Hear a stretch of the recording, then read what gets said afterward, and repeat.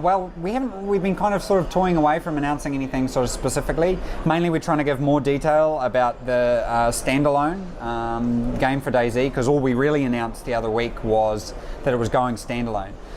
So I guess a couple of things we've been telling people is that it's coming out the end of this year. Our key focus is on fixing the bugs and hacking issues associated with DayZ. So really we want to take DayZ the mod, tidy it up, polish it up, and produce it as a standalone, and then pack in enough features and content that people are happy to pay a small upgrade price to do that. The big thing is that it means that I can sort of relax a bit in terms of the development. Like, I've found someone to partner with who thinks the same as I do about how we want to approach development, and it means that I can actually focus on fixing the bugs where they should be. So the mod has been doing a lot of hacks on top of hacks to try and get Arma 2 to do things that it was never intended to do. Now we can actually go back and say, how do we want zombies to behave? How do we want pathfinding to be done? How do we want the medical system to be done, and actually do it in the source? Well, the mod is waiting for the 1.73 update. We were going to start introducing dogs and experimenting with that.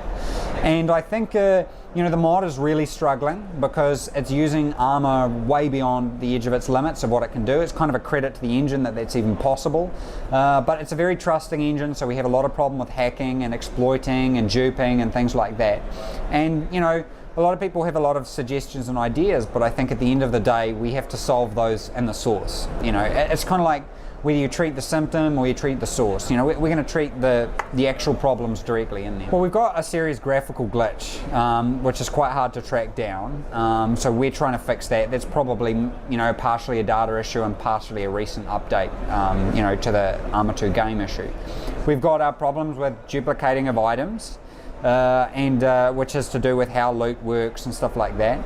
Then we've another very serious problem is how susceptible and easy it is to hack the engine, because it's very trusting, so you can load in new data, new scripts, stuff like that very easily. So that has to be fixed in the way we approach the standalone, and that's, I guess, one of the key focuses we've got. Optimization is obviously very important to us as well. The more we can optimize DayZ, because it's kind of doing less than Arma really, then that means we can add more players. So we're sort of targeting 100 to 200 players per server, and we can easily achieve that with some optimization. Maybe the DayZ became a bit of a phenomenon and fueled on itself. I think social media has always played a massive part of it. I think 4chan played a very significant role in DayZ being given birth.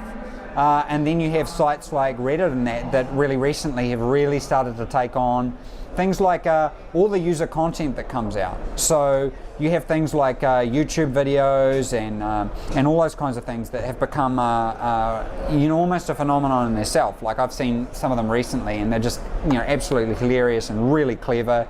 There's all the DayZ in real life stuff as well. So all that has come together to really, I guess, virally market the DayZ, and then people want to try it out for themselves. What do you make to the other products on the market that are trying to create another sort of DayZ experience? I can't remember off the top of my head, but there is one game under development. I think it's a Kickstarter project, which is very much the same sort of. Yeah, well, you have the Dead Linger, which is a Kickstarter project, but that's been around in development for a lot longer than DayZ. You have Project Zomboid, which is a more single player, well, not more, it is a single player experience, and I guess we were very careful not to try and emulate those things. I think that the reason I like DayZ's approach is because it's using an established engine and it's using the best parts of that engine. So Arma has a real grittiness to it, and that grittiness is what makes DayZ DayZ. If you take that grittiness out, it's just a bunch of mechanics that are kind of weird, and a lot of things just don't gel. So I think that we're in quite a lucky position, because we can go out with the alpha at a very, very low price point, which means it's very difficult to compete with quite an impressive feature set, with also the experience of the mod, and we had 1 million alpha testers. So we've got a heck of a lot of data, and I guess we've got that jump start. So it's really on to us as Bohemia and the DayZ development team to make this work. It's ours to lose, really. So does this now mean that development is going to speed up tenfold? Yes, absolutely. And then, so what can people expect in the next few months? Have you got an idea? Well, like I say, the real key focus and the only real promise I like to make is that we are looking at the bugs and the hacking. That's priority one. Once we've done that, a lot of our content is ready to go into the standalone, and once we've done that, we're kind of ready basically to release the alpha. If we get that done early, then that means we can spend more time on pumping in features. There's a couple of features I'm quite passionate about. I've already mentioned subterranean, underground structures and construction is something I'm very passionate about. But that's kind of a second stage thing that we'd look at, say, next year or that once we've got the alpha out. But in the more shorter term, I think some kind of simplified ragdoll, those kinds of simpler things are really important to give DayZ a bit of a round out. So we want to fix the bugs, deal with as much of the hacking issues as we can, and then release it really polished. And if we do that, then I think we've got a good leg to stand on there. Yeah, so within basically a few days, so maybe a week after Gamescom, we want to have the 1.7.3 patch out with dogs in, and the standalone we want to have by the end of the year.